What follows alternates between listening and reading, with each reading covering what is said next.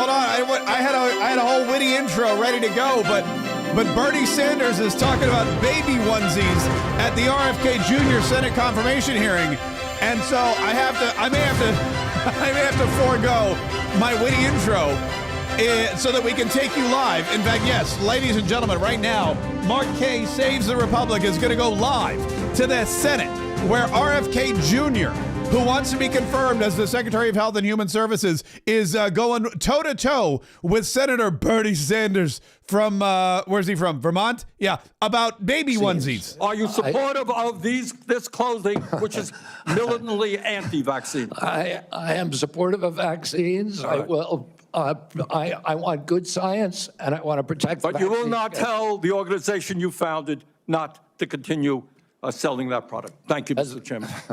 Here's what we got going on today, man. We have so much exciting stuff going on today. First of all, what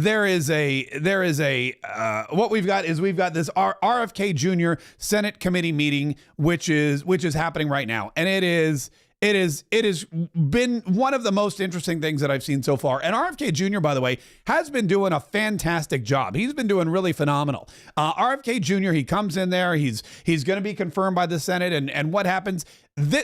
This whole thing, these Senate subcommittee meetings, I got to be honest with you, this whole thing is just, to me, a baffling exercise in futility, because everybody knows going into these things whether or not they're going to confirm the person. They know whether they want RFK Jr. confirmed. They know whether they want, him to be the Health and Human Services Secretary. All the Democrats, they don't want him to be. Most of the Republicans, they do. A couple of them, they're 50-50.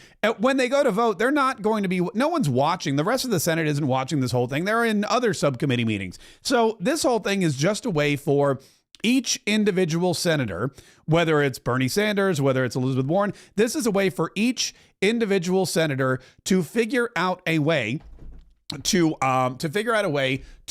make their personal thoughts and ideas and opinions about whoever is up for nomination. No. That's all they want to do. They just want everyone to know, this is how I feel about this person. They just want everyone to know, this is my opinion about RFK Jr. They want everyone to know, this is why I think this is a horrible guy, or I think this is a great guy. And that's what, and we're all forced to watch. I mean, we're not forced to watch it. We can do whatever we want. But it really gives us a good idea as to whether or not these people are qualified, not to do the job, but to just take a public berating. I mean, all you're doing is you're testing their mettle and the thickness of their skin. It has no bearing on whether or not they are actually qualified to do the job. Let me share with you a couple things that I really loved about the beginning of this committee meeting. And also, I should point out, coming up, there's a lot of news today. We have so much we got to cover. We've got news that we have to cover about Caroline Leavitt and her first press briefing yesterday, which was phenomenal. We've got news that we have to cover about a new portal the White House has created to combat fake news, which I'm very excited about. We've got to talk about we're talking to Paul Stone from Colonial Metals Group today, which is that guy's always great, man. He's always ready to go. He's always pumped up. He's always stoked. It's very exciting.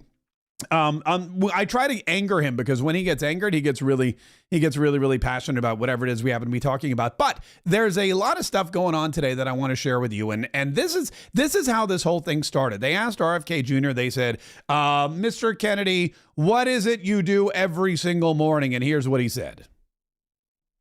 Morning for the past 20 years is to get on my knees and pray to God that he would put me in a position to end the chronic disease epidemic and to help America's children.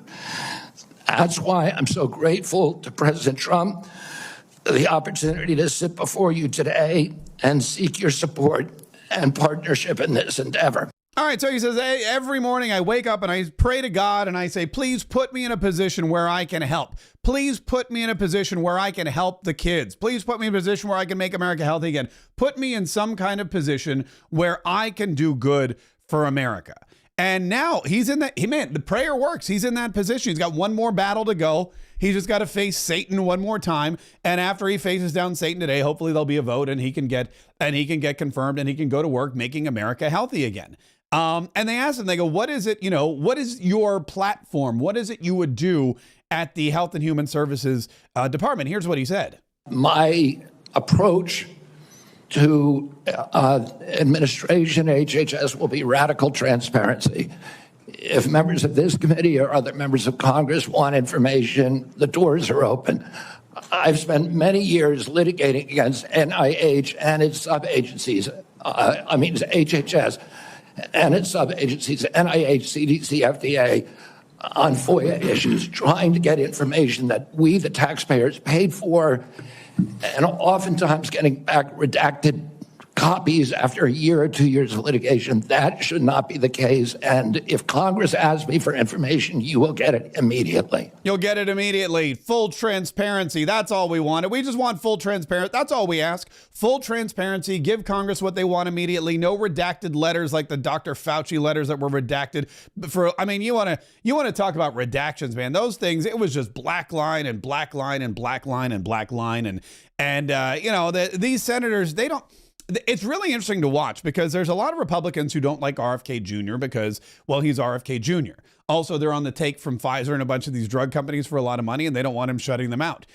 There's a lot of people who don't like RFK Jr. on the left because, well, he was a Kennedy. He was supposedly a Democrat. He comes from Democrat royalty, but what did he do? He supported Donald Trump, and he stood up on stage and he endorsed Donald Trump, and he told everybody, if you can't vote for me, go vote for Donald Trump. And the Democrats, they just despise him for that.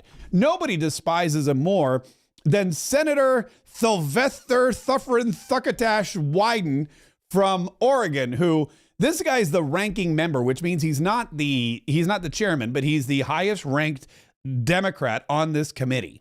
And Thuckatash Wyden, which, by the way, he shouldn't. And then, here's an interesting thing about this clip. In all fairness, while Thuckatash and his lisp are questioning RFK Jr. on his qualifications to be Health and Human Services Secretary, while that's going on, RFK Jr. is breathing heavily into the microphone like he's doing a Darth Vader impression.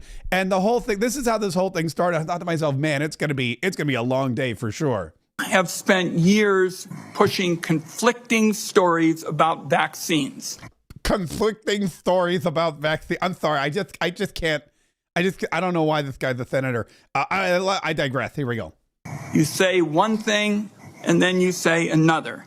In your testimony today under oath, you denied that you were anti-vaccine. But during a podcast interview in July of 2023, you said, quote, "No vaccine is safe and effective." Can you hear it? Listen, you can hear RFK Jr. breathing right into the microphone. Testimony today, in order to prove you're not anti-vax, you note that all your kids are vaccinated. But in a podcast in 2020, you said, and I quote, "You would do anything, pay anything to go back in time and not vaccinate your kids." Okay, by the way, I love this. I love this for me personally, because now they're quoting podcasts.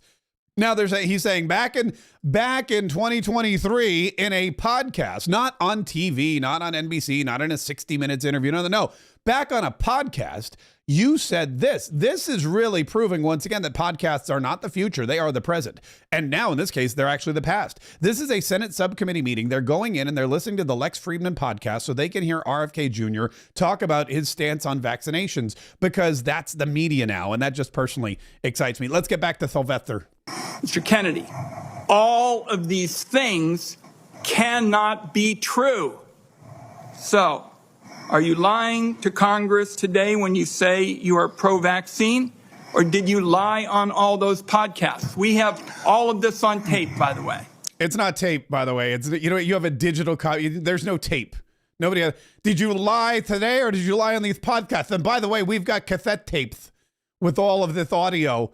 It's all in the records and the archives. You don't have tapes. It's digital. You have an MP3 is what you have. Anyway, Senator, as you know, because it's been repeatedly debunked, that statement that I made on the Lex Friedman podcast was a fragment of the statement.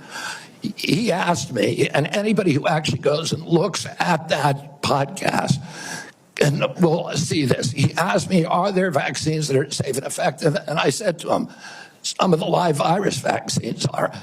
And I said, there are no vaccines that are safe and effective. And I was going to continue for every person. Every medicine has people who are sensitive to them. including vaccines. Right. So he interrupted me at that point.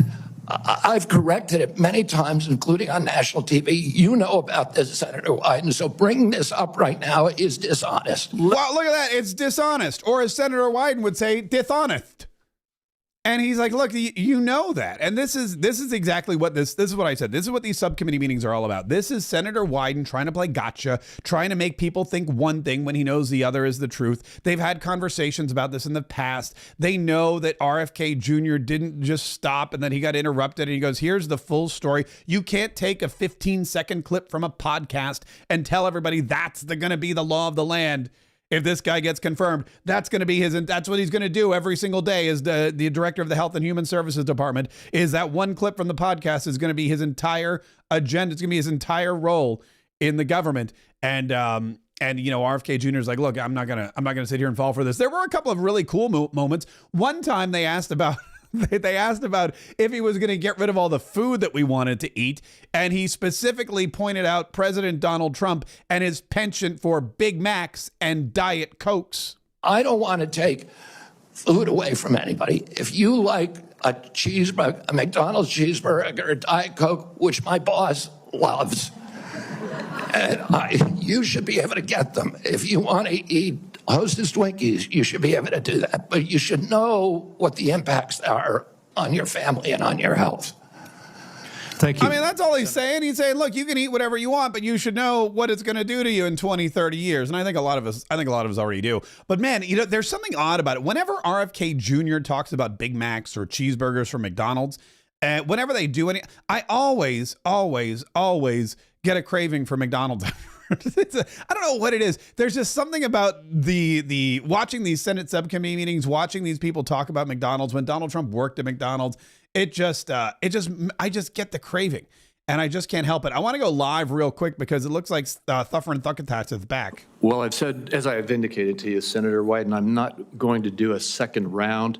I have been very generous with the senators. I think almost every single senator has had 7 minutes at least. And I will give you a second, as is our practice between the two of us. I'll then divide my time up with my colleagues. Okay, you are welcome to do that. Thank you. Senator Lujan. All right, so Senator Wyden wants extra time, apparently. Mr. Kennedy, when we met, you stated to me that it is not your goal to take away programs that work for Americans. Do you stand by that statement? Yes, Senator. Mr. Kennedy, do you know how many Americans rely on Medicaid? It's about 72 million plus the 7 million kids who are on chips. Appreciate that, 72 million. Yes or no, is it important that expectant mothers and newborns have access to health coverage? Is it important that expectant mothers and newborns have access to health coverage? Absolutely, Senator. Mr. Kennedy, do you know how many babies born in this country are covered through Medicaid? I would guess, I don't know the answer, I would guess about 30 million. I have it, Mr. Kennedy. About 41% or 1.4 million babies births are financed by Medicaid, according to the National Center for Health Statistics. Yes or no, do you believe that Medicaid is a critical program? I believe that Medicaid is a critical program, but that it's not working as well as it ought to be. And President Trump has asked me to make it work better, that most Americans are not happy with it, that the premiums are too high, the deductibles are too high, and everybody's getting sicker. Too much money is going to the insurance industry. I have a series of yes or no questions. Okay, all right. So this is why I don't want to listen to Lujan anymore because he's got a series of really boring yes or no questions about Medicare. But you know what? He did ask. Robert F. Kennedy did say something earlier which really tickled me, and it was about the Affordable Care Act, which is the cornerstone. It's the bejeweled, it's the jewel in the crown of the Democrat Party. It was Barack Obama's only accomplishment. It wasn't even a very good one. And he said, "Look, literally nobody likes this thing." do not like the Affordable Care Act. People are on it. 86% of people on Medicaid are satisfied with their interactions. I gotta mute the audio there. There we go. All right, so here he is, and he's talking about how nobody likes the Affordable Care Act. Americans by and large, do not like the Affordable Care Act. People are on it. They don't like Medicaid. They like Medicare. And they like private insurance. We need to listen to what they would prefer to be on private insurance. Most Americans, if they can afford to be, will be on private insurance. We need to figure out ways to improve care, particularly for elderly, for veterans, for the poor in this country. And Medicaid, the current model is not doing that. I would ask, any of the Democrats who are chuckling just now, do you think all that money, the $900 billion that we're sending to Medicaid every year, has made Americans healthy? Do we think it's working for anybody? Are the premiums low enough? And everyone starts clapping because they're like, no, we don't like this thing at all. We hate it. We don't want it. We despise it. We're like, we're sick and tired of it. And so what we're starting to see now is we're starting to see the people in the audience, after the protesters were moved out, starting to support RFK Jr. Let's go back because they're laughing about something here real quick. That's all. And that's all I'm doing with Mr. Kennedy, folks. So I just hope that we can Senator Lujan, you are right, and I ask the audience to please be respectful. Thank you, Mr. Chairman. I appreciate that very much. Mr. Kennedy, do you know how many states will end their Medicaid expansion if the federal share of Medicaid drops? Well, there's 40 states that have signed on to the expansion. So, It's a smaller number. So it's 9 states would quickly have to end their expansion because of the laws that they have. That's about 4 million folks across the country. And in New Mexico, Iowa, and Idaho, they have triggers that it would immediately have to go into effect if, in fact, that gets cut. The reason I'm asking those questions is there's been a lot of chatter and conversations around Medicaid. Now, I agree we can always do better, and we must be doing better in America. But Medicaid has been shown to improve health outcomes, including mortality. God, this guy's so dry.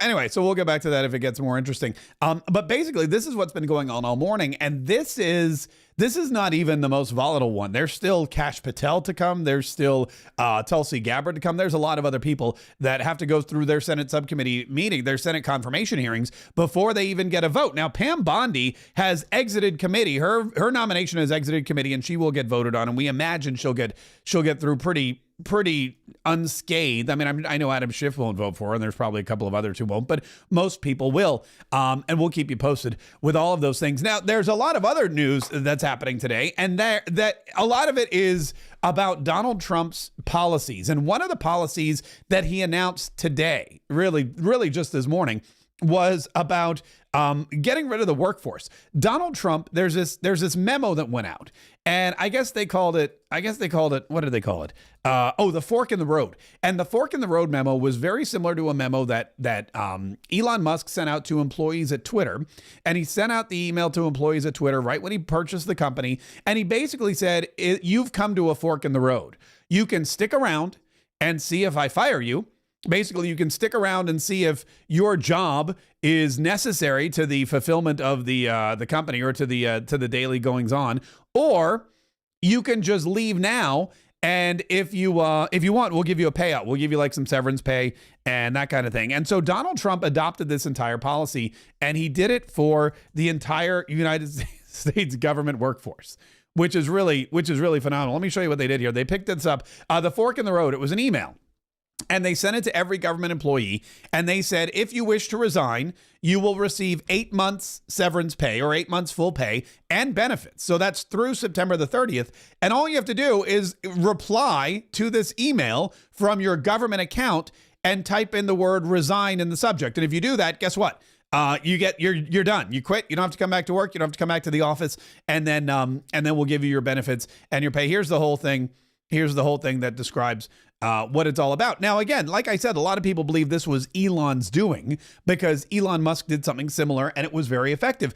This is a way for Donald Trump and Doge and his entire administration to weed out, basically, to have people volunteer to not come back to work. Because one of the issues that they've faced is that this workforce, after COVID and after other times, decided they love working from home. They don't want to not work from home.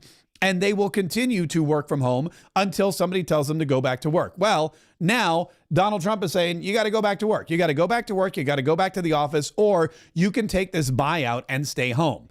And if people take the buyout and stay home, that tells us a couple of things. First of all, if you are, let's say you're working in a government agency or a government office, and you're redundant, okay? You know you're redundant, right?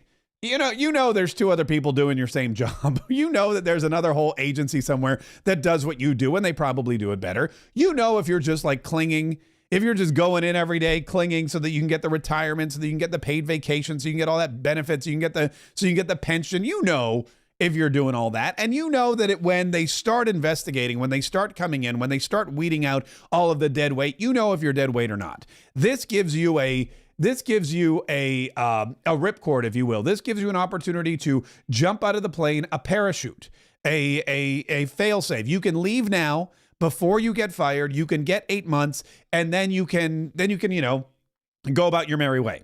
And a lot of folks are going to have to decide whether or not they believe that they would make it if there were a cut, if there were some kind of cut, if there were an opportunity for, let's just say, if it were down to brass tacks and they had to defend their position to DOJ or to the agency or to whatever.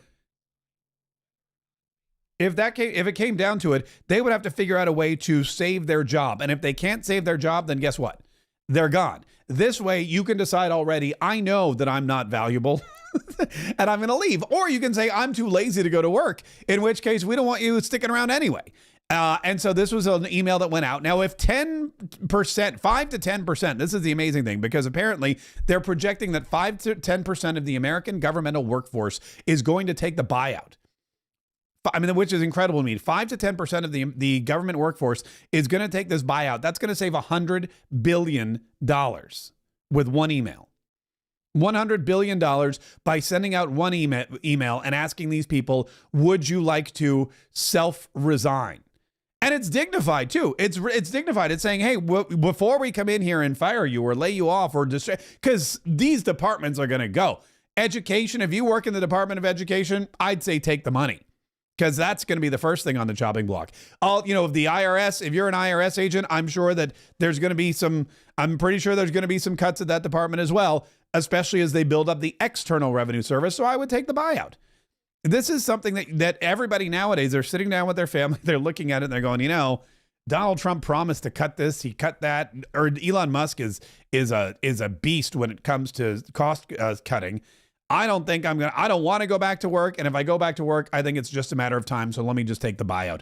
And it's really, really fantastic. Now, of course, all good ideas and all good things that Donald Trump does that are out of the ordinary, that are different than what's been done in the past and that are effective, get increasing, like just an awesome amount of criticism from the Democrats and from the media. And that's exactly what happened with this one. Caroline Leavitt, the brand new press secretary, was asked about this while she was walking to a meeting. Here's what she said to reporters outside the White House. This is a suggestion to federal workers that they have to return to work. And if they don't, then they have the option to resign. And this administration is very generously offering to pay them for 8 months. 6% of the federal workforce in the city actually shows up to work. That's unacceptable. We're all here at work at the office.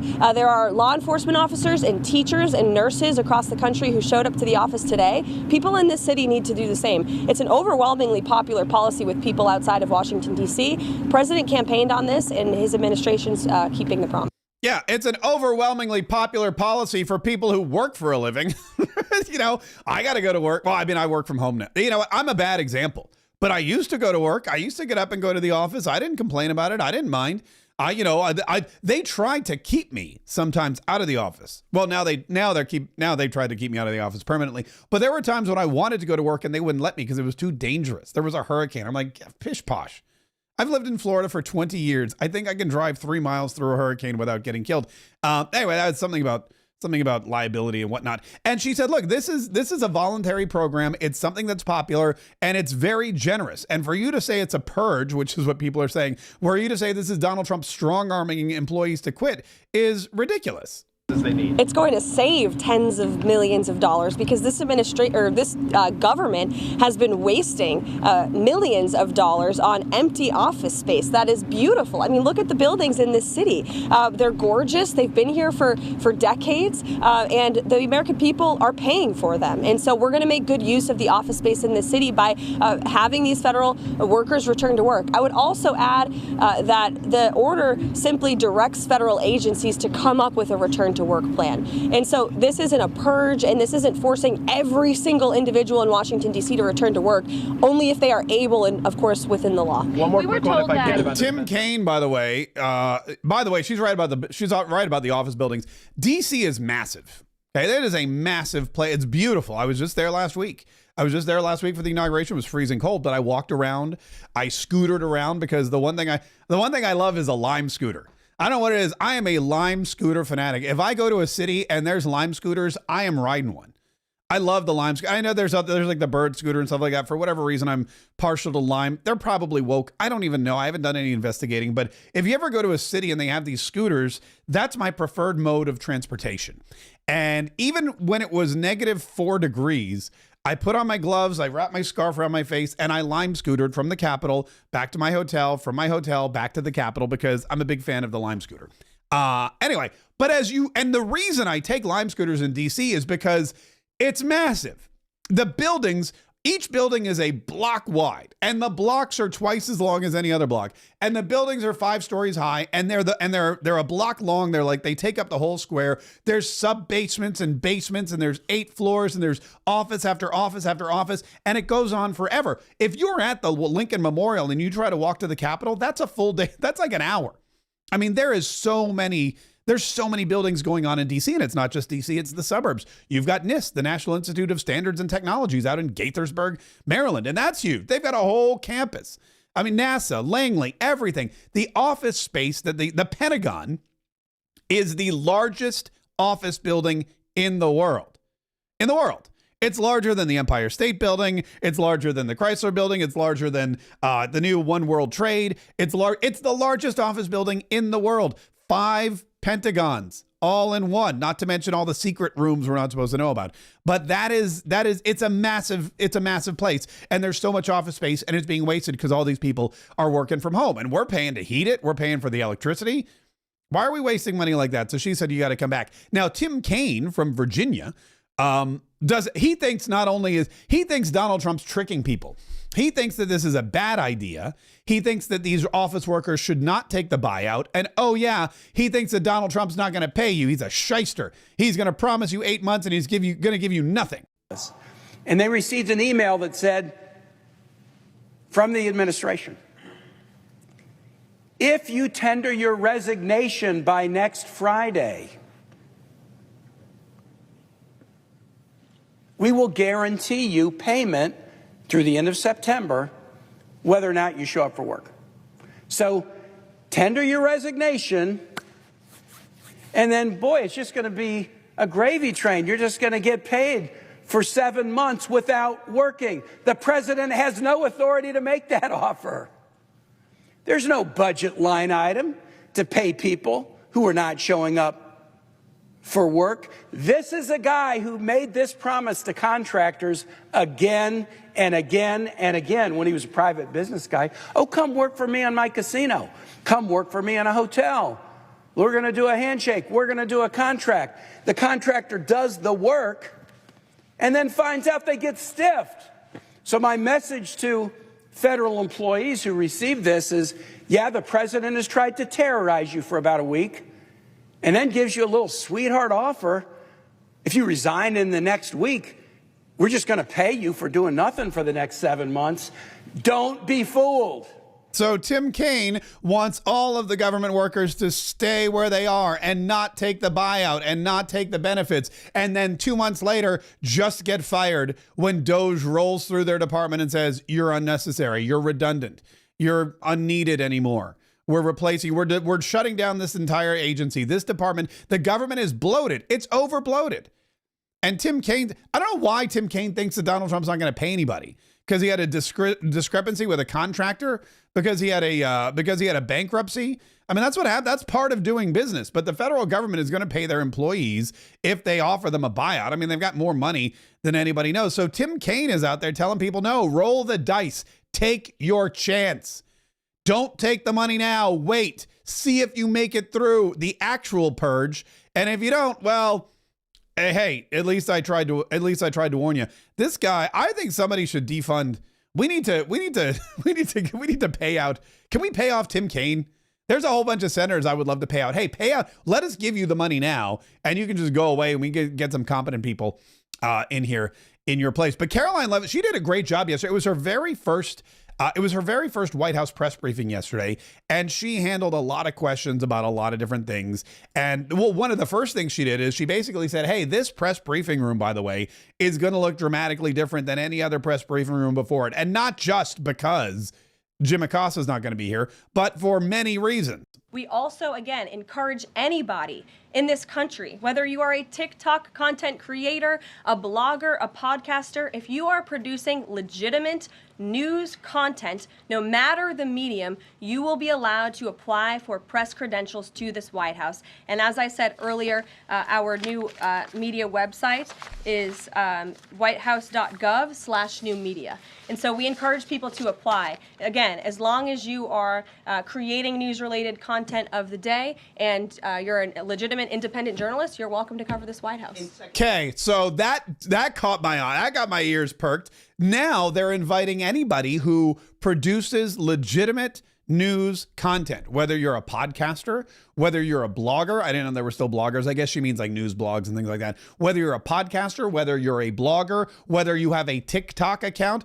I got a podcast. I got a TikTok account. I've got a vlog. I've got everything. We've got this channel. We've got 1,000 things we're doing every single day. So I went to the website just for kicks and giggles, and it's like I thought it was gonna be like upload your ID. You know, we need to know your social security number. It was like, what's your name? What's your email? What's your phone number? What do you do? Send. And then I guess they give you credentials. Now, there's a couple things. First of all, you do have to have some kind of platform where you can prove that you broadcast on a regular basis legitimate news. It doesn't have to be Republican or conservative news, just news. If you're on TikTok every day talking about world events and you got a big following, guess what? They want you. If you do a live stream on Twitch or anywhere else, they want you. If you do what we do, I guess, podcast, they want you. And it was really kind of quick and easy. The second thing that you need to do is you need to pay your own way. That's what they said. They go, well, you're just going to pay we're not paying for you to come to DC. If you're in DC, great. If you can get to DC, fantastic. So I went ahead and I filled out the form. I don't know if it's like a blanket credential where you can you get it for the year and you can show up and come and go, or if it's for a specific time or day. I would imagine the latter. But I put my name on the list and we'll see just what happens. But it was so easy to do. So fun fact, if you want to sit in the White House press room, then I would urge you to start a TikTok or start a podcast. Actually, I would urge you not to do that. I don't need any more.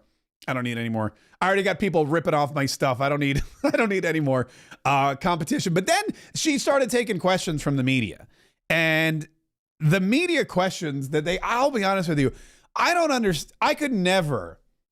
Like, I feel like, I'm confident in myself and my abilities. I feel like, nothing really scares me. But the media, they got some cojones, man. This guy, I don't know who he is, but he walks into this press briefing room. He sits down on Karoline Leavitt's first day. He gets called on. And his very first question for the new press secretary is, I kid you not. I'm not making this up. His first question is, are you going to lie to us? And listen to her fantastic response. Miller. Thanks, Karoline. A question that we've asked your predecessors of both parties in this job. When you're up here in this briefing room speaking to the American public, do you view yourself and your role as advocating on behalf of the president or providing the unvarnished truth that is, not to lie, not to obfuscate, to the American people?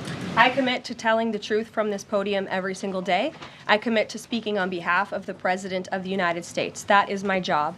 And I will say it's very easy to speak truth from this podium when you have a president who is implementing policies that are wildly popular with the American people. And that's exactly what this administration is doing. It's correcting the lies and the wrongs of the past 4 years, many of the lies that have been told to your faces in this very briefing room.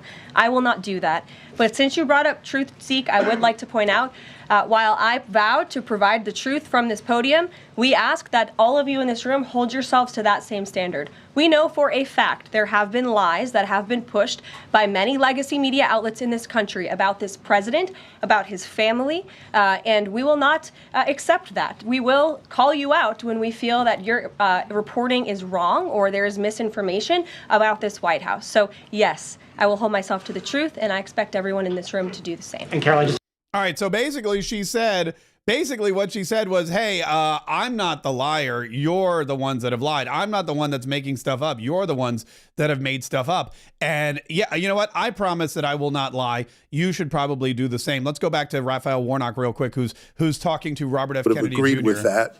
Bless his memory. He was a fierce advocate for the CDC, as am I. The CDC is an agency filled with hard-working, dedicated public health servants. They wake up every single day working to keep us safe. I think we don't think often enough about their work because it's easy not to celebrate the folks who are protecting you from that which doesn't appear because of the work that they're doing. So grateful for the work that the CDC employees do. Some of them are members of my church.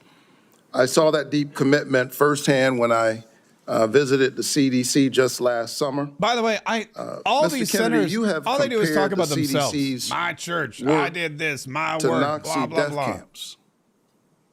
You've compared it to sexual abusers now it's getting good. in the Catholic Church. You've also said that many of them belong, this is a direct quote, many of them belong in jail. For me, those are disturbing characterizations of the CDC workers that I know who are trying to keep the American public safe every single day. And as you are presented as the nominee for this position, I need to know, do you stand by those statements that you made in the past, or do you retract those previous statements? Stand by them. Senator, I don't believe that I ever compared the CDC to Nazi death camps. I support the CDC. My job is not to dismantle or harm the CDC. My job is to empower the scientists if I'm privileged to be confirmed. So you retract those statements? I'm not retracting it. I never said it. Well, actually, I have a transcript Of me saying that it's a Nazi death camp? Let me read your words. It says that the institution CDC and the vaccine program, is your description of their work, is more important than the children that it's supposed to protect. And you know, it's the same reason we had a pedophile scandal in the Catholic Church. It's because people were able to convince themselves that the institution of the church was more important than these little boys and girls who were being raped. That's pretty provocative language. You said in another statement to me, this is like Nazi death camp.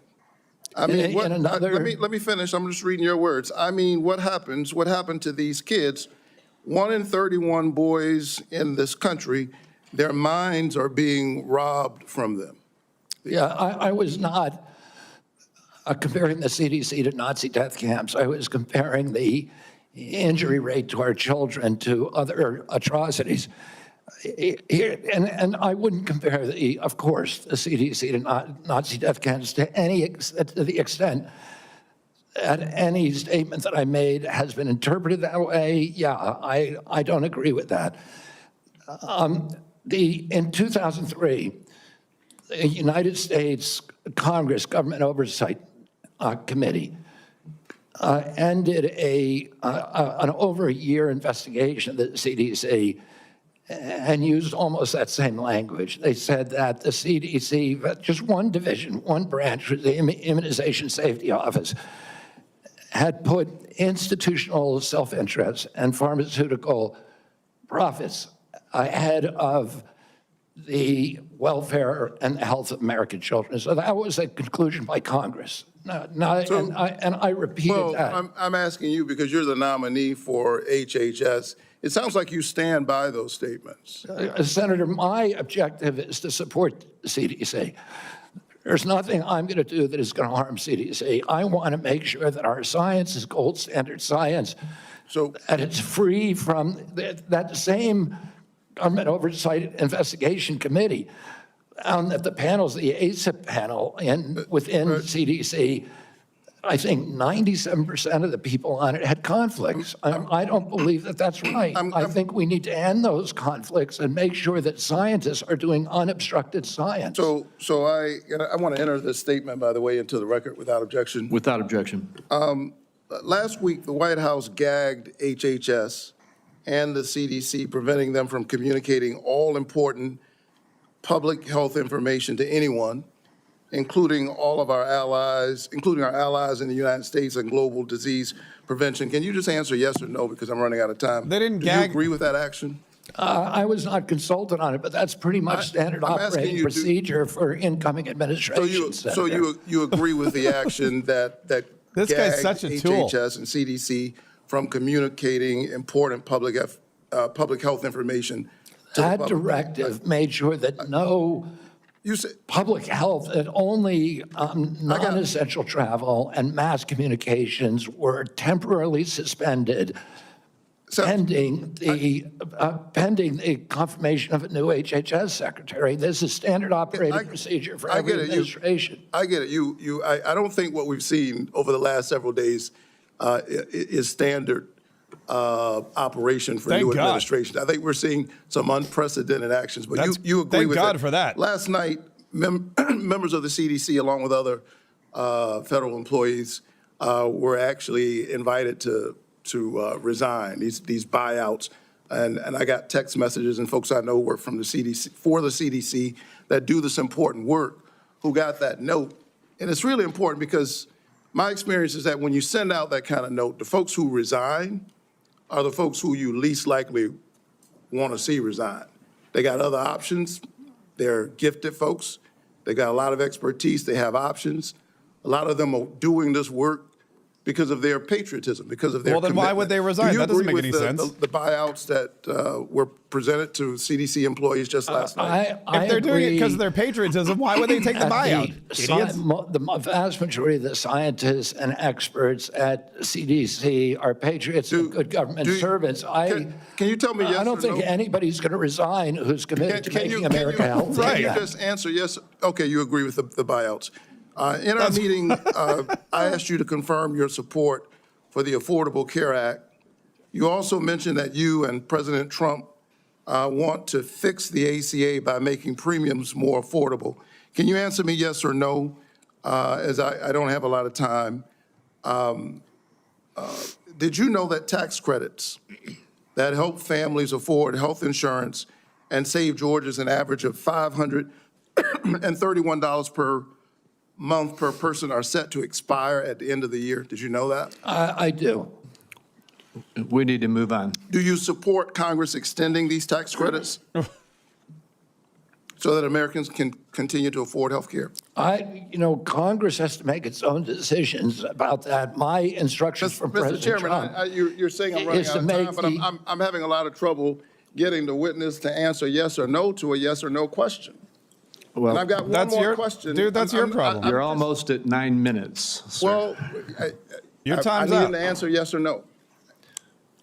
Yes or no? Do you I'm not support? going to answer yes or no to a question that's not susceptible to an honest yes or no answer. Okay, I can't We get an need to answer. move on. Yeah, shut up, Warnock. I think that Wait, cut his the mic fact off. that you find it difficult to answer basic questions is deeply troubling for me as you present yourself as a nominee to run HHS. Thank you so very much. Senator Smith. I've been in courts all over the country, and prosecutors. Mr. Chairman, you told me I'm out of time, and the witness continues to filibuster even after I said I'm done. Senator Smith. Mr. Chair, thank you. Thank you, Mr. Chair and Ranking Member, and welcome, Mr. Kennedy. So, Mr. Kennedy, I Raphael don't Warnock's- have a question for you on abortion. He's one of the dumbest people in the world. I think that my colleagues on both sides of the aisle have covered this, but I want to say I can respect people who have different views than mine on this issue, but it's hard for me to respect people who won't give a straight answer to what they think on this issue in particular. Mr. Chair, I just want to note that I understand that anti-choice advocates have said that in these hearings they were looking to hear Mr. Kennedy provide some reassurance that he is on their side, and I'm not hearing that.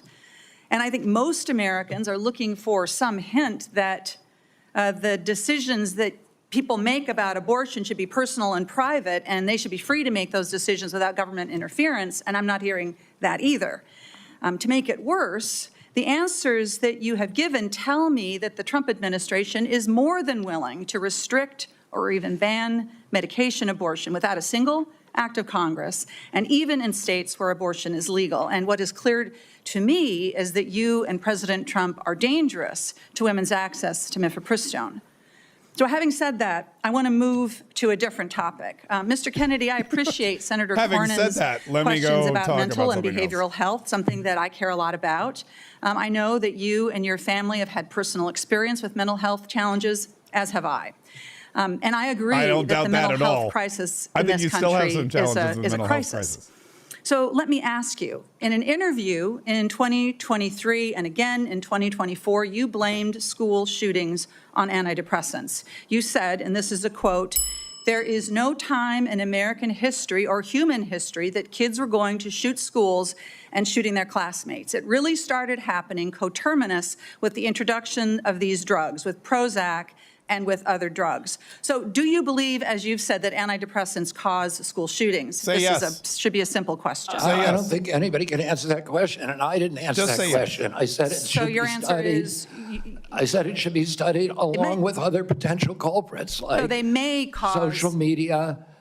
But I don't know. I would never make, because there's no science on that, well, Senator. there is, Senator. I mean, excuse me, there is, Mr. Kennedy. Oh, she just called him Senator. The science You're shows a senator. that there is no link between school shootings and antidepressants. And in fact, most school shooters were not even treated with antidepressants. And of those that were, there was no evidence of association. You know, I don't think you can say that, Senator, because of HIPAA rules, nobody knows. Well, that is, Mr. Kennedy, do you think that people who take antidepressants are dangerous? I think, listen, I'm not going into HHS if I'm privileged to be confirmed with any. So you can't say that people to impose any preconceived ideas that I may have. I just want to have good science. So you're not saying that they aren't dangerous, which means that they could be dangerous. Let me ask you this. That's not true. You described Americans who take mental health medications as addicts who need to be sent to wellness farms to recover. Is that what you believe? No, of course I didn't say that anybody should be compelled to do anything. No, but you said they should be sent. I said they should be available to them. I didn't say they should be sent. You said that folks that take antidepressants are like addicts. That I can provide that, Oh, I Mr. think Chair. they should have the availability. Listen, I know people, including members of my family, who've had a much worse time getting off of SSRIs than they did than people have getting off of heroin. It's the withdrawal period is, I mean, and it's written on the label. I have some experience very well with this documented. myself, Mr. Kennedy. This is personal for me. When I was a young woman and I was struggling with depression, thankfully, folks, I had the resources to help me about get through your personal experiences. including this is not what this is about. A new generation of SSRI uptake inhibitors, which help to clear my mind. This is get me Tina back on Smith, by the track way, from to being Minnesota. a mom and a wife and a productive, happy person. And I'm really grateful She's the for female that Tim therapy. Walz. So I have some experience with this, and I think that everyone should have access to that care. And your job as secretary is to expand access to care, not to spread lies and misinformation. Well, that's not his job. That you His say, job is not to Mr. expand Kennedy, access to care. They live on. They have impact. And, you know, we're having this conversation at the same moment that my Republican colleagues are looking to try to figure out how to save money any way they can. And so they want to cut Medicaid. Let's just think about this for a minute, because you're going to be, should you be confirmed, you would be responsible for CMS, which provides mental and behavioral health care to millions of Americans. Close to 40% of folks on Medicaid have a behavioral health condition. And you would be part of this administration that would be looking to cut Medicaid. So, Mr. Kennedy, these statements that you've made linking antidepressants to school shootings, they reinforce the stigma that people who experience mental health every day face every single day. And I'm very concerned that this is another example of your record of sharing false and misleading information that actually really hurts people.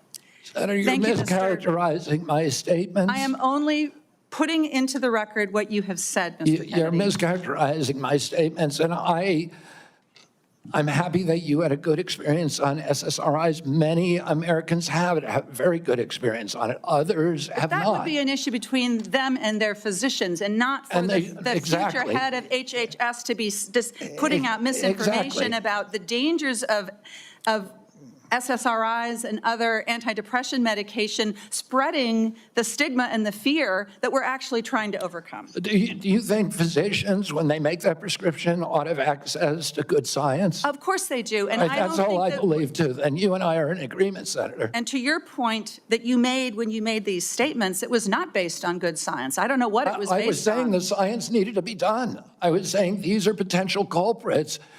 We're coterminous, and I named other things. I said video games. I said social media. I said SSRIs.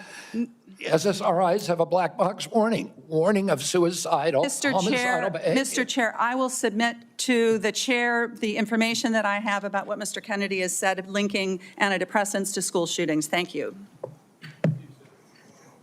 Senator Young. Thank you, Mr. Chairman. Good to see you, Mr. Kennedy. Let me give you these comments out of context. Let me give you half of a statement and not the entire statement. Let me go on a diatribe, and then let me not let you answer. And then when you do answer and you make sense in the short amount of time we give you left, I'm going to slam my laptop down, and I'm going to leave in a huff.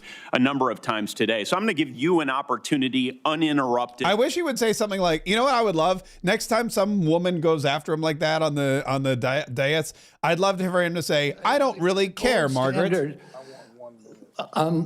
Means real scientific research with replication of studies, which very rarely happens now at NIH. We should be giving at least 20% of the NIH budgets to replication.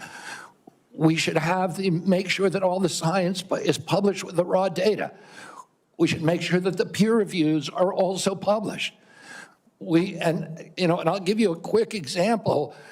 20 years ago, NIH scientists did a study on Alzheimer's, which they said it was caused by amyloid plaque.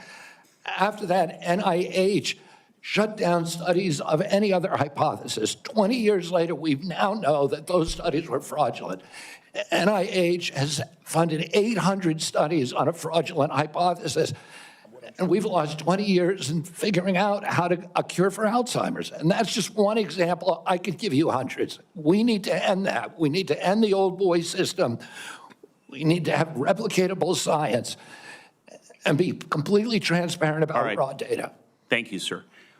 In recent years, particularly during the COVID pandemic, there's been a lot of skepticism about our public health institutions. Some of this, I would say, is warranted, but it's now created a pervasive lack of trust from the public that these institutions are acting in bad faith or failing to act in objective criteria, failing, in short, to act in the best interests of the public. If confirmed, Mr. Kennedy, how will you work to regain the public's trust? I suspect it will take some time in these important public health institutions. Through radical transparency. I'm going to make the reason people don't trust the public health agencies is because they haven't been trustworthy. And you gave the example of COVID. At the beginning of COVID, everybody was rushing to get that vaccine. We had over 90% vaccination uptake. Yes, sir. CDC's most recent recommendation is that Americans take the 8th booster. Only 23% of Americans are complying. That means 77% of Americans no longer trust CDC, and that is the problem. Yes, sir. In the absence of full information, might it, I think agree with you, but I want your response. Might it make sense to share that absence of full information with the American people, that uncertainty. I think one of the things by observation and experience that I saw during the pandemic was we had certain prominent doctors appear on television and indicate, no, you absolutely must not wear a mask. 2 weeks later, it's yes, you must wear a mask. But they were certain. And they even demonized people for not following the latest science, knowing there's a high level of uncertainty in that science. Would a measure of humility, and as you say, radical transparency demonstrates humility, help rebuild trust over a period of years? Absolutely. We need to tell Americans what we don't know. We need to make sure studies that reach a null hypothesis are also published. And that doesn't happen. Sir, I think you are right about why healthcare costs are so high in the first place. The answer is indeed chronic disease. 90% of our healthcare spending goes towards managing it, as you say in your open statement. I don't like that he coughed when he said chronic disease, but because of waste, fraud, and abuse, although we know some exist. It's not in the main because we have greedy executives at innovative world-class companies. It's not in the main because we haven't yet adopted an unsustainable Medicare for all scheme. It's because of this. So I'm encouraged that you intend to make that a point of emphasis as it pertains to your future leadership. I will say, with respect to COVID, it's not over for a lot of Americans. It's not over. I know the mission accomplished banner was convenient for the last administration, but as we continue to navigate the ongoing impacts of the COVID pandemic, we have many individuals here in the United States and around the world who are suffering from long-term health effects that significantly impact their quality of life, work, and daily activities, and they've been largely ignored. Funding for long COVID research was appropriated by Congress in December of 2020, followed by additional funding directed by the Biden administration in February 2024. Patient groups and industry publications have criticized the slow pace of clinical trial design and enrollment. If confirmed, will you collaborate with healthcare providers, researchers, and effective communities to better understand and mitigate long COVID's impact? Yes or no, please? Absolutely, Senator. There's 16 million Americans. Will you commit to prioritizing long COVID research and integrate this work into broader healthcare policies? Yes or no, please? Yes. Patient groups, experts, and industry publications have raised concerns around existing long COVID funding being spent on observational research. In particular, criticism was directed towards recover funding being used to duplicate existing findings instead of funding trials for potential treatments or diagnostics. If confirmed, Mr. Kennedy, will you work with Congress so that going forward, long COVID funding will be directed primarily towards trial or novel research directions and not replicating existing observational research? Yes or no? Absolutely, Senator, with enthusiasm. Oh, with enthusiasm. Thank you so much.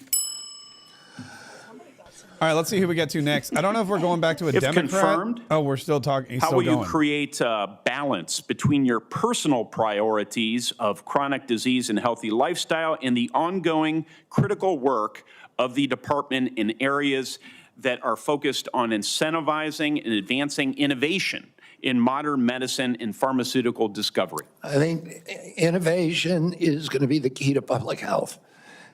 And we have a unique opportunity now in history because of AI, because of telemedicine, and because of the quality of people that are now coming to HHS to actually save public health. But it's all going to rely on innovation, and I don't want to do anything that inhibits or impairs the pace of innovation. Teresa, thank you so much. The answer is yes or no.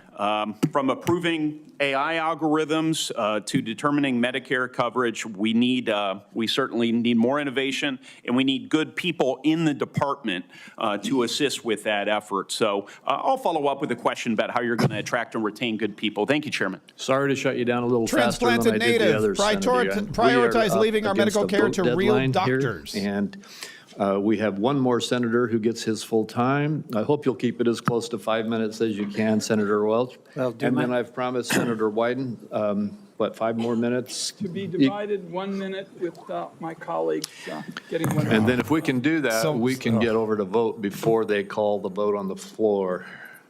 Thank you very much. Thank you, Mr. Kennedy. And as you know, I'm a big, have great reverence for your family from Massachusetts.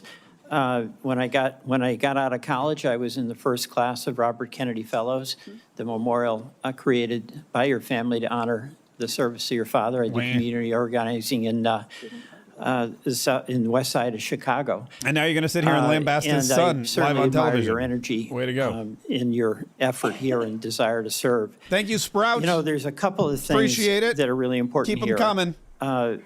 This is not just about a debate on vaccines. It's a debate about the qualifications, experience, and priorities. That is true. As to the person that will head Health and Human Services.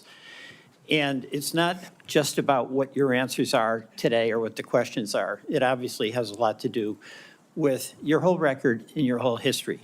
You know, your sister in her letter, or pardon me, your cousin in her letter said, you've always been charismatic, able to attract others through the strength of your personality. Oh, but you put chickens in the blender. Willingness to take risk and break rules. She's a crackpot.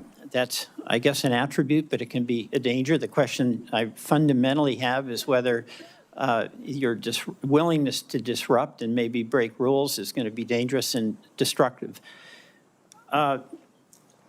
The character questions we didn't go into here, but there's some sketchy things you've acknowledged. Your history with heroin, you've gotten over that.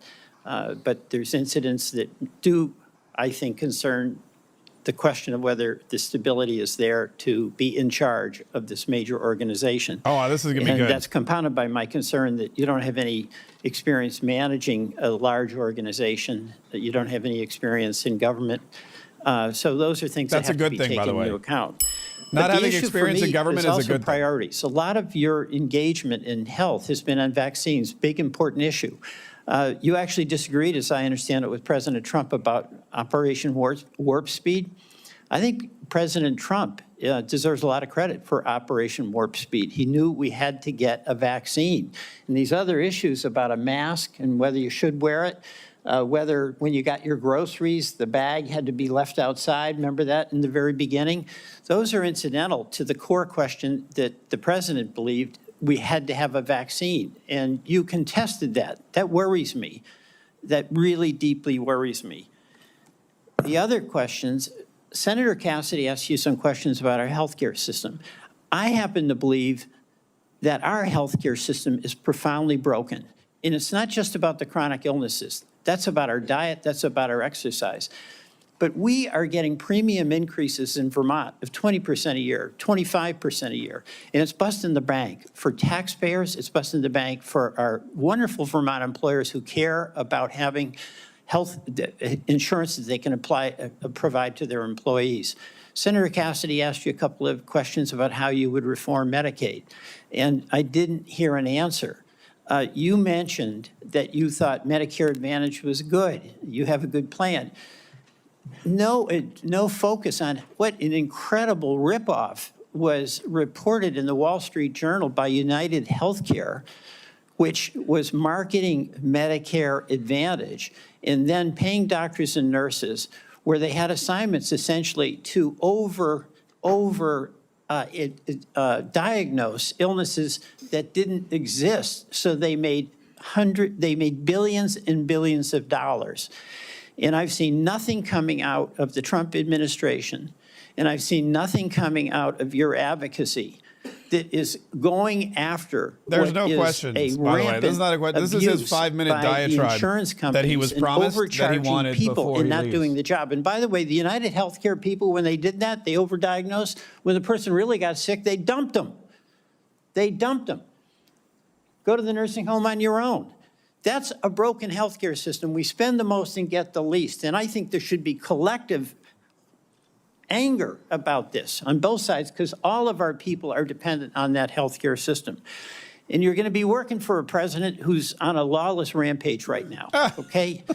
He has done something reckless with the pardons to these cop beaters. What are these? I'm appalled by that. But that's just recklessness. That's not illegal. Cop beaters. He's impounded money. So right now, the Medicaid website went down. It went back up, by the way. He's impounded money. So the community health centers that Senator Warner was talking about are up in the air as to what they can do. Do you believe that a president can impound money that has been appropriated by Congress? Senator, let me answer the question about Medicare first. I have never defended that program or the rapacious behavior by insurance companies or the PBMs. I understand that's a huge problem. And all right, I don't have time. We've got to get over to vote. So we can do this. But you've asked me 5 questions. You got to give me a chance to answer one of them.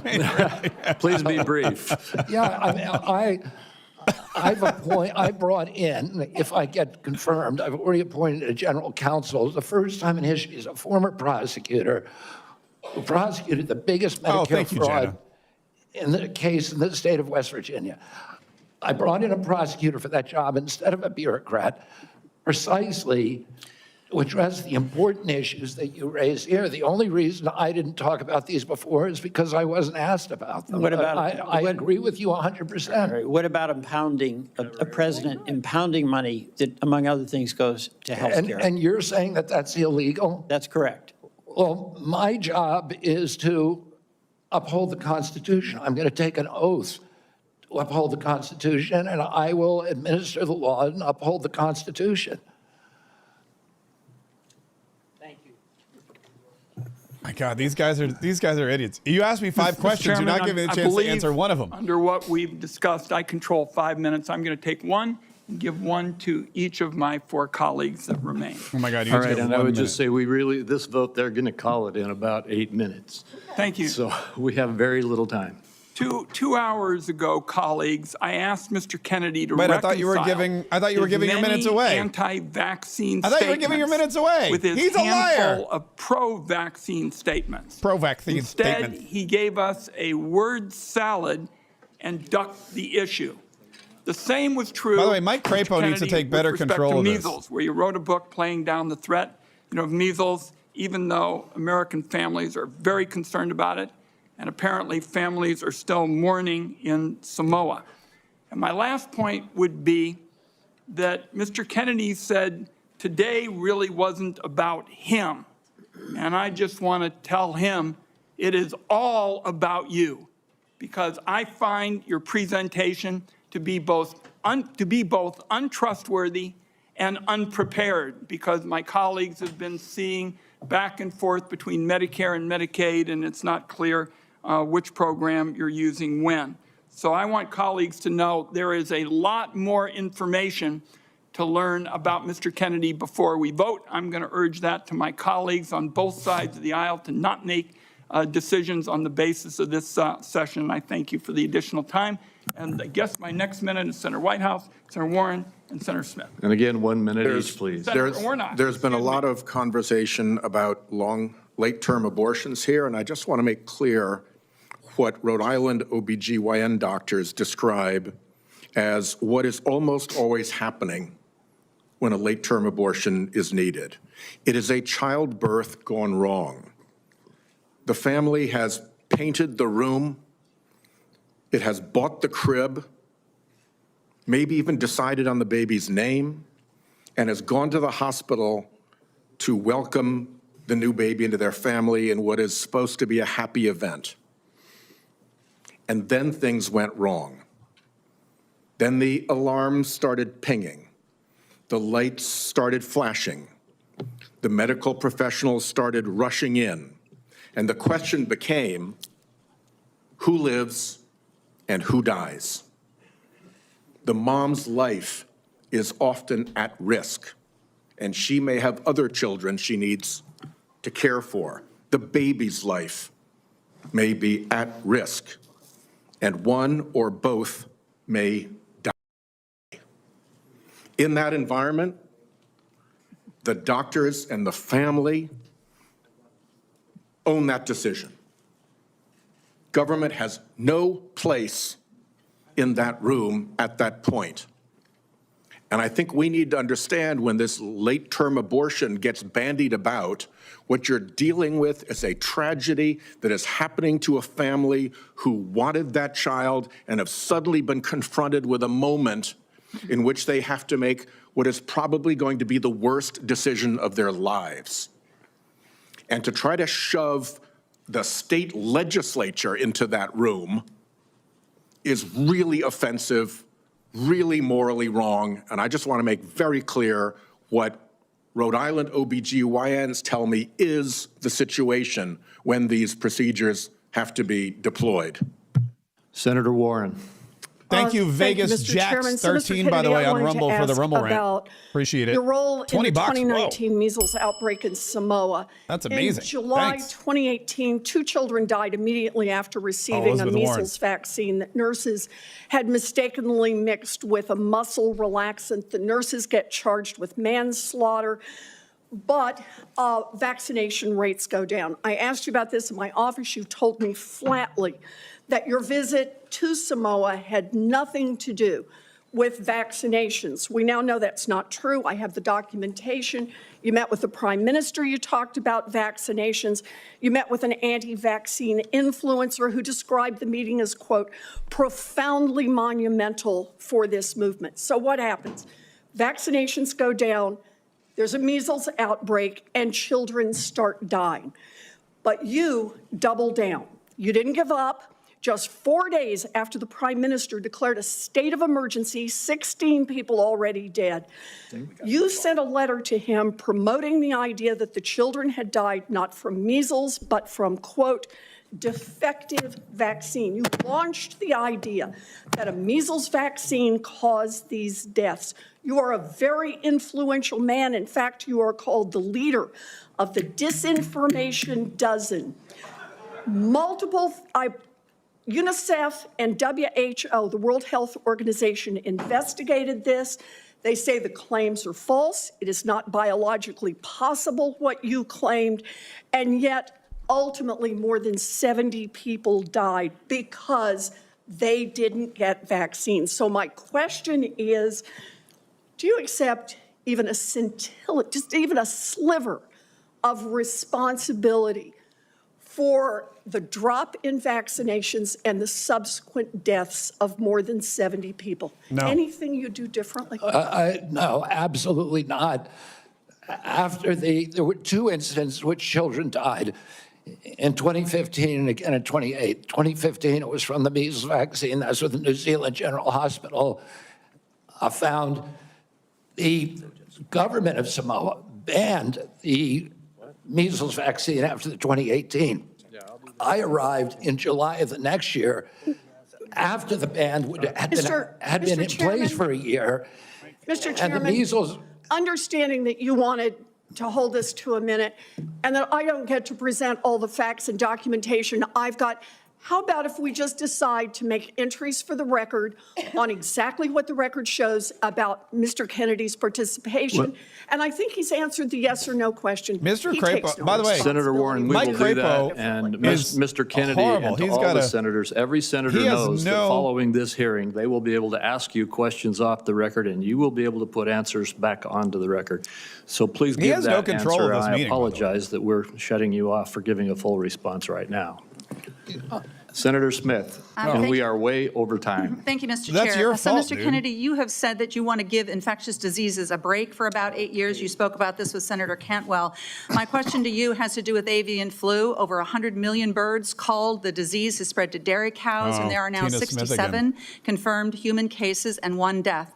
So, Mr. Kennedy, do you intend to give research on bird flu a break? No, I intend to devote the appropriate resources to preventing pandemics. That's an essential part of my job. What do you think is causing the avian influenza? This will go to my office. I think the H5N1 virus is.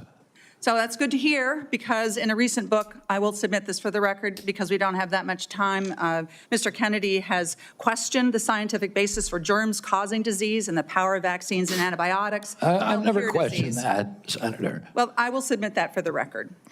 Thank you. Senator Warnock, 1 minute. I like the way you said that to the Baptist preacher. Thank you so much, Mr. Kennedy. Based on our conversations, it's my understanding that you support work requirements in Medicaid. In 2020, President Trump approved a proposal from Georgia state leaders requiring Georgians to jump through a number of onerous bureaucratic hoops and fill out even more paperwork to verify work and get access to health care. I ask this as someone who represents a state gotta prove that has you're not working for your expanded money. Medicaid. Federal government, because of this waiver, spent $70 million on Georgia's Medicaid waiver. 82% of that went to administrative costs. What's the question? The point that I'm making is that the folks that they're insisting need to work, 90% of those folks are working. They are caregivers, or they have a disability. Let me give you one example. A woman I think of all the time, her name is Heather. She's a traveling nurse from Dalton, Georgia, who falls into the Medicaid coverage gap. Heather experienced a series of small strokes, leaving her unable to work full-time. She's dedicated her life to caring for patients, but now she can't afford her own medical care, out-of-pocket costs, because she doesn't make enough to qualify for tax credits to buy private insurance. What does Heather need? Does she need work requirements, or does she need access to health care so she can finally get healthy and get back to work? The individual that you described would need health care and not a work requirement. Thank you. Thank you. Thank you. Thank you. Is that it? And we are done with the questioning now. Look at that. Mr. Kennedy, I apologize to you, to the audience, and to all of my colleagues to have to rush it here at the end, but we have a vote on the Senate floor that they're going to close in about 3 minutes. I want to thank you for appearing before this committee. You have been accessible to the members and staff on both sides of the aisle of the Finance Committee throughout a rigorous process, and I want the whole world to know that you spent hours in meetings answering questions outside of this hearing and providing documents and responses on issue after issue after issue. Yeah. You've gone through the most thorough vetting process that any committee in this Congress puts anybody through. Okay. And I think that... All right, anyway, we're done with it. Basically, it's over. So Mike Crapo, God, Mike Crapo needs to take charge of that committee. He's like, there's chairmen out there who can control their committees, who can control the time. Mike Crapo is definitely not one of them. But there you go. That's basically it. That's basically it for the RFK Jr., the Finance Committee. Now, he's got another committee he's got to go through. And I don't know if that's, I think that's, is that tomorrow or later in the week? Who knows? And I believe the vote, I want to say the vote they're going to is for Pam Bondi, but I'm not 100% sure. But I think that's what it is. Anyway, we'll get to that here in just a minute. A couple other things. We still have Paul Stone we got to get to. Which maybe we'll save Paul Stone. Maybe we'll have to push him back till tomorrow. But basically what we've got going on, this is amazing. What we see here with RFK, he's getting up, he's leaving. He's like, he's all done and he's walking out of the room and they're all taking the photos and he did a bang up job. And again, what you're seeing again, what we always know with these is that these are senators that are not looking to vet anybody. They've already met with the guy. They've already, as you can see, they've already investigated him. They come in with all their questions. They're just trying to basically pad their own resume, if they will. They're looking at this and they're like, all right, I need some FaceTime. I need some camera time. The cameras are never on me. And I know that I'm on C-SPAN for 7 uninterrupted minutes. I know that I'm on fire. How can I make myself well known? How can I make a name for myself? I'm going to ask this thing. I'm going to ask that thing. Raphael Warnock, some of them, like Bernie Sanders is world famous. Elizabeth Warren, world famous. But Raphael Warnock, he's still trying. He's got to win re-election, and he's trying to get a name out there. He's trying to get some sound bites for his commercials. When he runs against people, he can be like, I stood up to RFK Jr. in the Senate subcommittee meeting, and I called him a liar, and all that. That's what he's basically trying to do there. And so that's why. We watch it because it is kind of entertaining at times. But it looks like, I don't know if this is going to sail through or not, because you do have some holdouts. You have some RINOs who have already come forward and said, I don't think I'm going to vote for this guy. One of them is Mitch McConnell. No big shock there. Another one is Lisa Murkowski. Another one is Collins. Another one is Bill Cassidy, who from Louisiana, who's also sits on that committee. And we heard Bill Cassidy going back and forth. In fact, Bill Cassidy was the one that asked him a question that he gave an answer to. I forget which one it was. And Bill Cassidy's a doctor. So he's on the fence with this nomination, and you can only lose 3, remember. We have a 53-seat majority, and we have J.D. Vance to be the tiebreaker. So if Mitch McConnell, Susan Collins, Lisa Murkowski, and Bill Cassidy, and Tom Tillis is the other one from North Carolina, if 5 of them vote against, then it's done. He's cooked. We don't have a Health and Human Services secretary. So you've got to make sure that you can only lose 3, and then J.D. Vance can come in and he can make the tie-breaking vote. Mitch McConnell is a lost cause. That guy's retiring. He's out. He's old. Everybody hates him. He doesn't care. So that's going to be the thing that I think is going to be. That's going to be the thing that I think is going to be. You know, it's going to be questionable. It's going to be tight for sure. I think this is going to be even tighter than Pete Hegseth. And it's going to come down to the wire, but it's not going to happen this week. So one more thing. There's something else funny that I wanted to cover. And again, that went long. We'll save Paul Stone's interview till tomorrow because it's really good. He's a great guy. And I want to give him the amount of time that we can actually spend with him.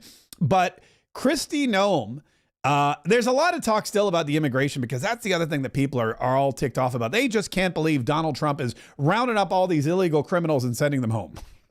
They just can't believe, oh my gosh, Donald Trump is rounding up illegal criminals and sending them back to the jails that they were sprung from before they were sent here. He's rounding up murderers and thugs and sexual predators and human traffickers and drug dealers and gang members, and he's sending them out of this country. What's he thinking?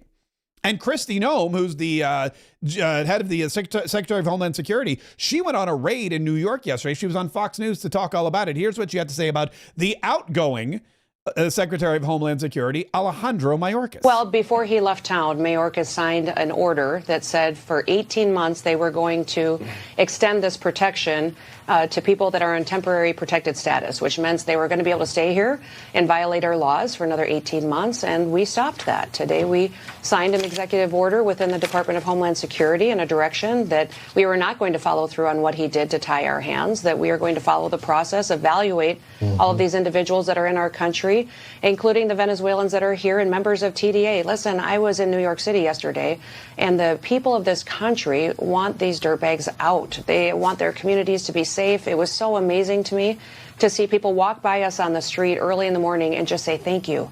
Thank you for being here. So this is part of our plan to make sure that we're protecting America, keeping it safe again, just like President Trump promised. I love her accent. I love how she says dirtbag.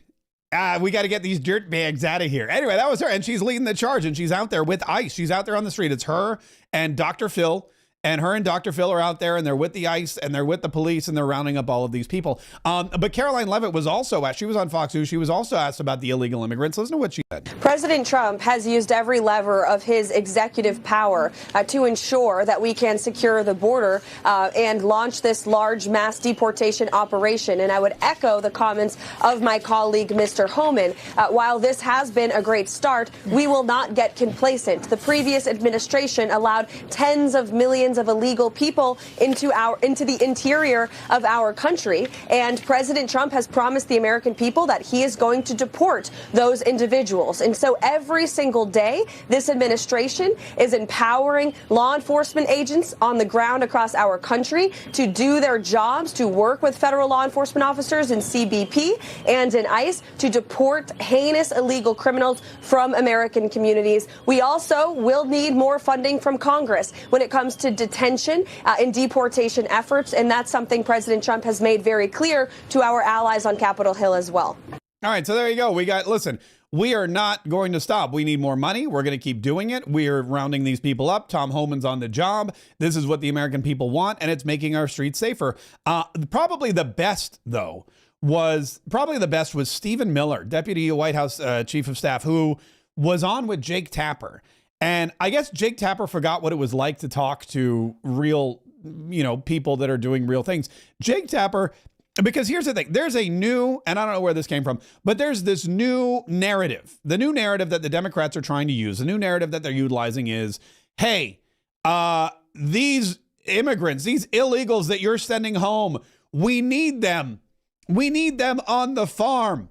We need them on the farm. We need them to make sure. In fact, there was another. Scott Jennings was talking to the CNN woman, and she was talking about how she can't wait until American women don't have blueberries for their smoothies. I kid you not. Listen to this. That if you are trying to actively hire illegal immigrants, if you think that's best, if you are trying to game the system, if you are trying to help someone break U.S. federal immigration law, I think if we're going to have a true crackdown on illegal immigration in this country, it has to involve everybody who's participating in it. And I think you've raised a good point with this topic. And so employers and anyone else who's part of this pipeline, I think they ought to be put on notice. And you got to play by the rule. Everybody has to play by the rule. I don't want to hear that they're doing work that no one else will do. Talk to guys in the building trades, plumbers, contractors, picking strawberries. These building trades guys are being hurt. I can't by wait. Labor that shouldn't be here. I can't wait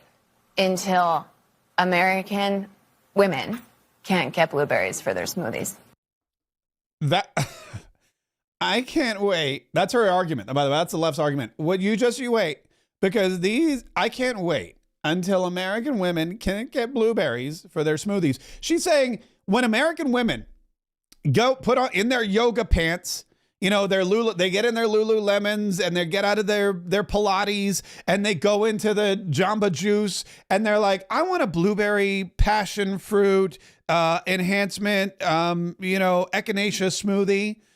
Please, to go. And they're like, sorry, ma'am, there's no blueberries. And that's what's going to happen. All of a sudden, wait, what? Why are there no blueberries? Well, because Donald Trump deported all of the blueberry pickers. No! What? And then they're going to go home and yell at their husband. That's what she's saying. She's saying that American women are not going to be able to get blueberries for their smoothies because Donald Trump is deporting the illegal blueberry pickers. I can't wait until American women can't get blueberries for their smoothies. Oh my God. Why do they always talk like that? I can't wait until American women can't get blueberries for their smoothies. I can't wait until American women can't get blueberries for their smoothies. I mean, here is, by the way, now, here is Stephen Miller talking to Jake Tapper about that very thing, about how this is a lie. This is a myth. This is a fallacy. These are not the people that Donald Trump is deporting. And by the way, the people that are picking the blueberries and the strawberries and all the other crops out there, this is not, number one, the targeted demographic. And number two, that's not the majority of illegal immigrants. A question because one of the reasons that President Trump got elected, according to President Trump in an interview, I think it was with Kristen Welker of NBC, was because of grocery prices. Not the only reason, but a reason, high prices, inflation, especially at the grocery. The Department of Agriculture says that between 2020 and 2022, 42% of crop workers were undocumented immigrants. And in many cases, as you know, these migrants do jobs many Americans do not want to do. So how does President Trump make sure that the effort to deport people who are not in this country legally doesn't end up hurting Americans who want safe borders, absolutely, but also don't want to see even more higher prices in groceries? Okay, so basically he's saying, wait a minute, how do you deport all these people and still get blueberries to the American women for their smoothies? Listen to this. This is the best answer ever. This is my favorite. Well, I mean, I'm sure it's not your position, Jake. You're just asking the question that we should supply America's food with exploitative illegal alien labor. I obviously don't think that's what you're implying. Only 1% of alien workers in the entire country work in agriculture. The top destination for illegal aliens are large cities like New York, like Los Angeles, and small industrial towns, of course, all across the heartland, as we've seen with the Biden floods. Mm-hmm. None of those illegal aliens are doing farm work. Those 30,000 illegal aliens that Joe Biden dumped into Springfield. I'm talking about the ones that are. But I'm explaining this. It's important to understand. No, you're kind of changing the subject. I mean, I'm talking about the ones. I will give me 30 minutes. I'll go as deep as you want on this. I'm explaining to you and your audience. I don't have I'm talking about the ones that work in the agriculture industry. I'm you explaining can come back to you and we your can talk audience. about the ones in the cities. I swear. I'll do the whole answer. The illegal aliens that Joe Biden brought into our country are not full stop doing farm work. They are not. The illegal aliens he brought in from Venezuela, from Haiti, from Nicaragua, they are not doing farm work. They are in our cities collecting welfare. As for the farmers, there is a guest worker program that President Trump supports. Over time as well, we will transition into automation, so we'll never have to have this conversation ever again. But there's no universe in which this nation is going to allow the previous president to flood our nation with millions and millions of illegal aliens who just get to stay here. And we are especially not going to allow a subset of those illegal aliens to rape and murder our citizens. So we are going to unapologetically enforce our immigration laws. And as I'm sure you will celebrate, we are going to unleash the power and might of the U.S. government to eradicate the presence of transnational threats on our soil. So, I mean, that's like the perfect. Jake Tapper, when Jake Tapper gets quiet like that, it's because he knows that's his defense mechanism. That's him being the ostrich, sticking his head in the sand. That's him going back into his shell. When he's quiet, when he stops interrupting, it's because he knows he's outclassed. It's because he knows he's going to get out debated. It's because he now is talking to somebody who knows way more about whatever it is he's talking about than he does. And Stephen Miller is 1,000% right. Agriculture is not the issue. What the issue is are the gang members in Aurora, Colorado, who are not picking blueberries for American women smoothies. They're not working the farms and the fields in Iowa. They are using guns and weapons to take over apartment complexes while also leeching off of the government. It's all of the people in the Roosevelt Hotel in New York City who are getting gift cards and Visa gift cards and 3 square meals a day and living on the street. It's the people in Springfield, Ohio, who are eating the dogs and eating the cats and eating the pets of the people who live there. Those are the people that Donald Trump and Tom Homan and Kristi Noem and everyone else are tasked with removing. The criminal element that is not just bringing in crime, but just sucking up all of our resources, namely our tax dollars. And anyone else who tries to tell you, oh, well, the agriculture, if we deport these illegal immigrants, then blueberries and eggs and everything else, wine is going to go up. Oh, I just can't wait until the women can't drink their Chardonnay because there's no grapes being picked and crushed. I bet she still thinks there's illegal immigrants walking on grapes with their feet. And I imagine that's how she thinks the wine gets made. I can't wait until American women can't get blueberries for their smoothies. Yeah, I can't wait for that. I can't wait for that either. Hey, real quick, let me just remind you for one moment here about something that is very valuable. And like I said, we're going to do Paul Stone's interview tomorrow. But he's offering everybody who watches this show, because he's a great supporter of the show, and without him, we wouldn't be able to make this show possible. He's offering everyone a free gold guide, because you got to make sure that your savings is bulletproof. Even though Joe Biden's out of office, it's 4 years, and we're not out of the woods. We still have congressional people you see that are fighting you tooth and nail. You've still got the media that is trying to misrepresent the truth, and you want to make sure that your savings, that your family's financial future is bulletproof. You want to secure your financial future right now, and you want to do it with gold. Colonial Metals Group offers some of the most fantastic gold and silver IRAs. They safeguard your wealth for generations. And like I said, you can claim your free gold guide right now. Get your free 2025 gold guide. All you got to do is put a little bit of information in there. They'll send it right to you. And for a limited time on qualifying accounts, get this, Paul Stone and Colonial Metals Group is offering up to $7,500 in free bonus silver. Not amazing. You get the free gold guide. You learn all about how you can skirt some of these. Well, here I have it all here. You can protect and grow your retirement savings. You can use an IRS loophole to protect your financial future. You can do it all to protect against de-dollarization, which is that's something he loves to talk about. And you could also get qualified for up to $7,500 in free silver. Just go to freegoldguide.com/K. freegoldguide.com/K, and there is a link in the description of this video. If you're watching on YouTube, if you're watching on Rumble, wherever you happen to be watching, go to freegoldguide.com/K, get your free gold guide courtesy of Colonial Metals Group and our good buddy Paul Stone, who I promise we will have on the show tomorrow when we're not watching RFK Jr. Make mincemeat out of the Senate Democrats on the Finance Committee. Hey, one more thing real quick before we go. So you've got the blueberries, you've got the illegal immigrants, you've got all of these other things happening. And in the meantime, Caroline Leavitt, again, another promise that Donald Trump made that Donald Trump has now kept. Promises made, promises kept. Caroline Leavitt announced yesterday in her press briefing, one of her first big announcements, direct from the Oval Office. And this is important. Caroline, well, here, I'll play you the clip and then we'll talk about it. And before I turn to questions, I do have news directly from the President of the United States that was just shared with me in the Oval Office. From President Trump directly, an update on the New Jersey drones. After research and study, the drones that were flying over New Jersey in large numbers were authorized to be flown by the FAA for research and various other reasons. Many of these drones were also hobbyists, recreational, and private individuals that enjoy flying drones. In time, it got worse due to curiosity. This was not the enemy. Okay, and I did a whole, I'm not going to get into that because I did a whole video on the drones yesterday and what they meant and how Joe Biden lied to us. But the important part of that statement was, it came right at the very beginning. Let me play it for you one more time. And before I turn to questions, I do have news directly from the President of the United States that was just shared with me in the Oval Office. Okay. Caroline Leavitt, the press secretary who speaks for the President of the United States, the voice of the President of the United States in the press room. Caroline Leavitt says, I have an important message from Donald Trump, President Donald Trump. He just gave it to me directly in the Oval Office. That is important because something that never happened, something that never, ever happened with Joe Biden and Karine Jean-Pierre was that Joe Biden spoke to Karine Jean-Pierre directly. And they asked her repeatedly, when was the last time you spoke with the president? She had no idea.